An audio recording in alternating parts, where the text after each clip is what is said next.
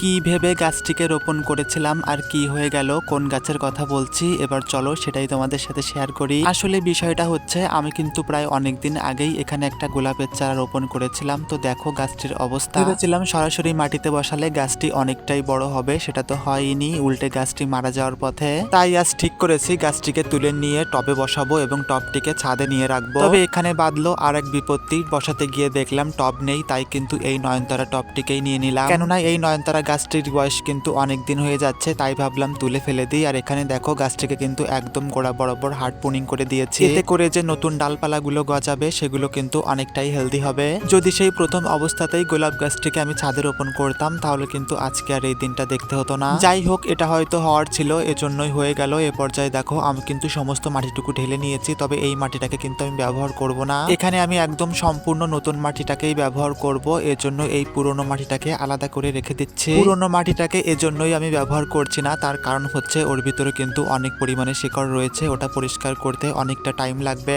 এ পর্যায়ে দেখো আমি কিন্তু সম্পূর্ণ মাটিটাকে ভালোভাবে মিশিয়ে নিয়ে টবের ভিতরে ঢুকিয়ে দিয়ে এখন গাছটিকে বসিয়ে দিচ্ছি। তারপর পরিমাণ মতো জল দিয়ে ছায়াযুক্ত স্থানে রেখে দিব। আর প্রথমেই আমি যে ডালগুলো কেটে রেখেছিলাম ওগুলো দিয়ে কিন্তু আমি চারা তৈরির চেষ্টা করব, আর সেটা তোমাদের অন্য একটি ভিডিওতে দেখাবো। তাহলে আজকের মতো আসি, দেখা হচ্ছে পরবর্তী ভিডিওয়। টাটা।